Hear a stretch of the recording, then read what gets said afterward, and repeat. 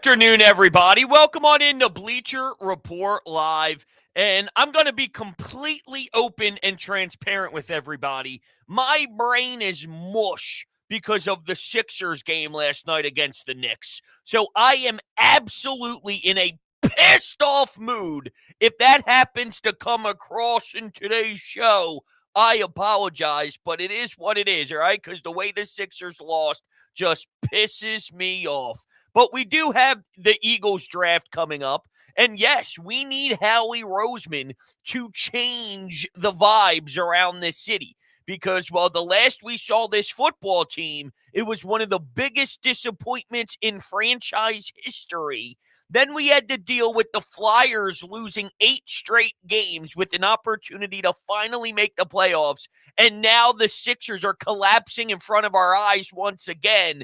It's on Howie Roseman to get this thing right. And the funny part of it all is I expect it to be a big, beefy man in the trenches, which is the least sexiest thing you could do, even though it's probably best for your football team. So is that going to be enough to move the needle for this fan base to jump on board and find some positivity? I don't know. So what we're going to do today is take a look at some of the potential first-round picks that they could go with, take a look at maybe the second round, take a look at the early stages of the draft, and do our little version of a mock draft. So I'm really looking forward to it. I am going to publish our poll in the Bleacher Report chat here. And my poll question is, what do you want Howie Roseman to do? Do you want Howie Roseman to trade up? Do you want Howie Roseman to stay put? Or do you want to gain assets and get creative with a lot of different holes on your defense and holes on your roster in totality? If you trade down, then you can maybe snag another pick later on in the draft and really bolster up with a lot of new faces, young talent, cheap talent. Howie did make it clear when he spoke previously, not his most recent time, but the one before that, he put a ton of emphasis on young kids and giving them playing time and how him and Nick Sirianni have to come together and realize that sometimes these young kids have to play. So just something to monitor as we look at all this. Now, Adam Schefter reported a couple days ago that the Eagles are making phone calls and Howie Roseman's on the prowl to move up and potentially snag a corner. This is, I don't believe it. In what world am I going to sit here and act as if Adam Schefter is getting information from anyone other than Howie, right? When Adam Schefter makes a statement, it is directly from the mouth of Howie Roseman. I've seen it 7 billion times in my lifetime. This has to be a smokescreen. They're probably going offensive line, and they want the world to know that they're trying to get a corner so then maybe something else happens. Because what's the benefit? What's the benefit of Howie Roseman telling Adam Schefter that I'm trying to move up, that I want to go get a corner? How does that help anybody? I don't see how that could be in play at all. So I think that that's ludicrous, and I don't think that it's real. And, yeah, I'm not buying it whatsoever. Not buying it for a second whatsoever. I just want to make that very clear. Okay. So if they stay at 22, it's not impossible, okay? It's not impossible that they draft a corner. I'm closer to believing that they'll draft a corner compared to any other season in my life because normally there's a 0% chance. Now, I think it's about a 5. I think it's about a 6. So I'm not leaning towards it being dominant here. It's not a dominant percentage by any means, but I do think this could potentially maybe be the year by a far stretch, but it's at least a far stretch before 0%. Now, it's a far stretch. I just want to let you know that because if they stay at 22, it is possible that they can maybe snag a Cooper DeJean. It's maybe possible that they can go snag Wiggins, a corner from Clemson. I do think it's possible maybe to go up in the draft and snag somebody from Toledo, for example, that you think could make something happen. If it's not offensive line, I do believe that it's corner. I guess I'll say right now, though, Mims from Georgia. I believe they like to go up front. They're losing their guy in Jason Kelce, and that was such a key piece to this whole thing. Lane Johnson still has some years to go, but what you want to do and what the Eagles do so well compared to these other teams is they end up snagging offensive linemen early so you don't wait until the failures happen. For example, Cam Jurgens has been here for a while. Landon Dickerson has been here for a while. They even drafted Isaac Seumalo at one time to be the replacement potentially for Jason Kelce. That guy played his entire tenure here, moved on, and Kelce was still in the trenches. That's how early they get out in front of their offensive linemen leaving. It's a good recipe for success so you don't end up getting stuck like some of these other teams around the league that don't have offensive line play that fail miserably and their quarterback is getting crushed and smoked and hit around 50,000 times a game. You don't ever want to be in that position. So you go get these type of players early, let them get a year under their belt, have them sit, have them learn, have them work with Jeff Stoutland on technique. So if you do happen to play at guard for a couple games in your rookie year, you get a taste. And when it's time for you to be relied on, you already have a little bit more knowledge and information than, let's say, if the Eagles were to just wait for everyone to leave and go, all right, now it's time to replenish. Well, you could have replenished during the last couple of seasons to put you in the best position possible. So just something that I like about it. That is absolutely where my head is at. I do prefer you getting out early in front of this stuff because you see how it can destroy your team. You have no life if you can't keep anybody upright with the quarterback position. So I believe in round one, they're going to find a way to go get Mims or maybe JC from Alabama. I project them to go offensive line until proven otherwise. Not impossible to get DeJean. Not impossible maybe to go up and draft a corner from Alabama. Not impossible. It is probably the highest percentage chance it's been in a long time to go corner. And you would think with Bradbury being absolutely useless and Darius Slay getting up there in age, that if this is not the time, then what are we doing? If this is not the time, then what are we doing? So Young King in the chat says, corner or edge? Howie literally said he wants dudes who can play now. Well, Nakobe Dean can't play now. Nolan Smith can't play now. I don't care what Howie says. Okay. First off, there's a ton of smoke screens this time of the year. And if they go edge, which is possible, are they going to look for a replacement for Hassan Reddick, which he got testy with media about a week ago because they pushed back on him and goes, what was your thought process? What were you thinking? How did you possibly think it would be a great idea to go get Barkley, to go all in to make another serious push, but then let your best pass rusher go? And if you asked Howie the most important positions on the field, they'll say, and the Eagles organization and him specifically would say, quarterback number one, offensive line number two, fine. Number three is pass rush, and they let the best one in the organization out the door. It makes no sense whatsoever. So would they potentially find a replacement in the first round and look for somebody? Maybe. I don't like it, though, because it's not good enough. It's not good enough. You would have kept Reddick if you had your brain on right. If your brain was screwed on correctly. Yes, you could pay him. Yes, you could.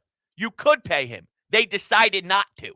If you're trying to win, Reddick, with the cap hit that Howie could manipulate, significantly more important than Josh Sweat, significantly more important than Bryce Huff, significantly more important than anybody else in those trenches defensively. It's not even close. So, with my first round pick with this mock, I am going with Mims, your offensive lineman from Georgia. Let's get an update on our poll before we get to what I believe they're going to do in round two. Right now, trading up is leading the way at 67% of the votes. Not a lot of people are interested in trading down, and I understand why. I think stay put or trade up is where it will most likely land. I sort of want them to trade up, though. I want them to trade up. I want them to go get a special player. And if you look at the history of what Howie Roseman does over the last 3 seasons in the first round, you moved up to go get Devontae Smith. You moved up to go get Jordan Davis. You moved up to go get Jalen Carter. They're going to watch their big board, and there will potentially be a prospect that they have in that 12 range, 12, 13, 14. And when they're sitting at 22, maybe they feel the need to jump up to 20. Maybe they feel the need to jump up to 19 to go snag somebody that they value as 12th on their big board, and we can't maybe risk 3 more picks to happen, or they will eventually end up going. So we got to be the first one on the prowl, and I like it for sure. The chat's flying about Hassan Reddick. Jared says, get rid of him too early. I don't think it's too early. You know what I hate about that? People say it's better to get rid of a player too early than it is to too late. How about get rid of him when it makes sense? This is way too early. Way too early. He had a bad year last year. He got double the sacks of most people in this damn league. How about get rid of him at the time? You know, at the time, which is ridiculous to me that they let him go. It's silly, but it plays a role in their mindset in the draft. Because at some point they're going to draft the defensive end, and then they're going to put pressure on this kid to thrive with Nolan Smith. And how are they going to thrive this early? What did you see from Nolan Smith to think that this guy's going to be good enough to win a Super Bowl? Because isn't that what Howie Roseman elected to do this offseason, is to pretty much say, we're going back at this. We're going to compete. We brought in Saquon Barkley, and we're looking to make moves to improve significantly. Come on. It's crazy. All right, let's get to round 2. I believe they're going wide receiver. Xavier Worthy from Texas. Your ownership group is so in love with the high-flying offense. They're obsessed with it. And right now, they took a bunch of flyers with the Devontae Parker stuff. The Quez Watkins experience was horrendous. The dude can't even catch a football that hits him right in his hands. So you're dealing with that aspect of it. You're taking some flyers on some guys. New York Giants, all right, didn't pan out there. Let's see what they can do. Like I mentioned, Devontae Parker. I think they're going to try another opportunity and go for Xavier Worthy from Texas. And it's hard for me to get angry with a talent like that and an offense with this type of lethal talent. And Kellen Moore, who in theory should be able to put something together here and really have a fantastic sort of repertoire to work with this core. Like, I truly believe that Kellen Moore has so much to work with here. Does he truly need another weapon? No, not necessarily. I think there's more to be done on the defense before you put an emphasis on the offense after you already put so much stock and so much assets into it, money, cap space, draft picks, all of it. Devontae Smith, like, you've seen them put so much on the offense. Right now, I think it's enough, but if I'm putting myself in the mindset of what Jeffrey Lurie loves and what Jeffrey Lurie is obsessed with, he wants to air it out. He wants bombs away. He wants an offense that could score 40 points on any given Sunday. So if the opportunity is there to improve that, and maybe they're looking at this a little bit long-term too, in a sense of, if there is a time down the road where A.J. Brown and the Eagles do split apart, we're not just rocking with Devontae Smith as the number one, and then from there we have nothing else at all. I'm just wondering, is there any sort of long-term look at this where A.J., all right, we know what the timeline is with him. When that ends up moving on, let's have Devontae, and then maybe Xavier Worthy could step in and be where Devontae is right now as a number 2, and Devontae slides into that number 1. If they see it that way, I'm just asking questions, all right? I'm asking questions, and I wonder if that is possible. So if they go in round 1 with a Georgia offensive lineman in Mims, if they go with a wide receiver in round 2 with Worthy, I think at that point you sort of go corner. You go with that young. You've seen them in the past. They tried to go with Sidney Jones, but with Sidney Jones, he had the injury. They saw value. It didn't work out. They tried it with Rasul Douglas, and he definitely had a way better career when he left Philadelphia. I thought Jim Schwartz put him in really tough positions, though, by himself. I don't know. Sometimes I thought between Jalen Mills, Rasul Douglas, Jim Schwartz asked those kids to do a lot, and Jalen Mills held his own for being a super late draft pick the way that he was.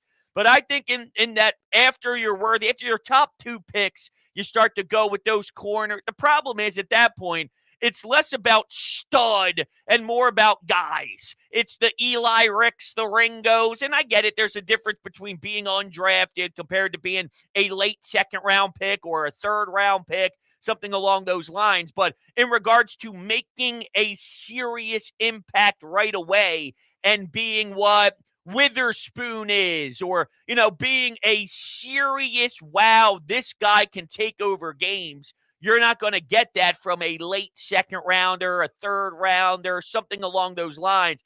So, it's just another guy from the corner. And if you go corner, I want it to be a serious weapon. I don't want a corner of just a guy. I don't want just a guy. I want stud, ceiling, insane. That's what I want. Now, can we get to Jeremiah Trotter Jr.? Can they trade up and find a way if Jeremiah Trotter Jr. is flirting around, a little bit of the middle of the round stuff, see where you can maybe use some assets, boost up a few slots here, boost up a few slots there? You're going to see the Philadelphia Eagles absolutely be on the prowl. But this is where I ask the question. After they already put assets in linebacker with Nakobe Dean, and now that you have Devin White here, do they say, we're good? I'm not telling you that's right. But they find TJ Edwards as an undrafted guy. They tried to draft. Who was the kid who couldn't play on Friday nights because of his religion? Remember, they drafted the kid in the third round. Oh, man, his name's escaping me. Oh, man. Oh, come on. No, it's going to bother me. I know who it is. Come on. If he was drafted in the third round, Eagles third round linebacker draft pick, couldn't play due to the religion. I know who it is. Davion Taylor. They tried this stuff in the past. Hey, it didn't work. We like to get Kaiser White. We like to get Cunningham. We like to get this guy, that guy. That's how they operate. That's normally how they mold themselves. So will they go out of character if it's a name that splashes? If it's a name that somebody likes? If it's a name that they know the fan base will be excited for? Look, it's not impossible because they did get Nakobe Dean. And in the third round, I think that Howie understood the fan base would be happy with the name. So that forced them to pounce. So maybe that happens. If a Jeremiah Trotter Jr. is in range, maybe they know, hey, look, it's a position that the fans will be excited about. It's a name that the fans will be excited about. When they weigh that with the pros and cons, maybe they do it. But as you see here in the chat, times are changing. We did pay Saquon Barkley. Yeah, no, you're right. You're right. They did sign Barkley, and I never thought in a million years that they would put that type of compensation into the running back position, but they don't view him as just a running back. They view him as a game wrecker, game changer, and his ability to lead in a locker room that lost Fletcher Cox and Jason Kelsey. I think that also played a role in the assignment of what Saquon Barkley is going to bring to this locker room. So that for sure is also in play. I don't think that they're ready yet to commit to linebacker like we want. They made a big splash at running back, but I still think to their core, they don't want to put together a ton of assets. So if it's a fourth rounder, I think it's on the table.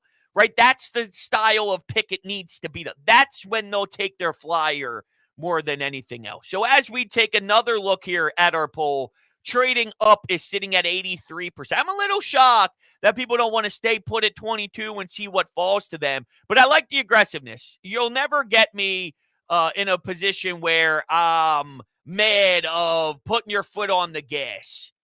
Put your foot on the gas and see what you can do by being super aggressive. I can live with being super aggressive compared to sort of laying off the gas and being content. I like the idea of how we always always, always being the aggressor.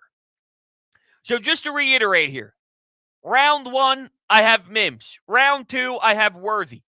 I think they could find a way maybe to get Jeremiah Trotter Jr. I don't think it's out of the question in that fourth-ish, you kind of look around the third. I think they take a flyer on a corner if they're not taking a corner in the first or second round, depending on how the board falls. But reality is, once you hit round 4, round 5, round 6, there's been nice finds. Avonte Maddox was a nice find. Mailata in the 7th round was more of a project type of thing. So that's a little different. But the real meat and potatoes here with the roster as full as the Eagles roster is in a lot of areas, even though there's holes. But I'm saying just with the general consensus of this team and competing for a championship, you're not going to pluck away someone in the 5th round and you go win a championship because of how fantastic your 5th round pick was. It's going to be about Jalen and AJ and Devontae and things of that nature. Would I try and go get another tight end? Do we think about Bowers and this and that?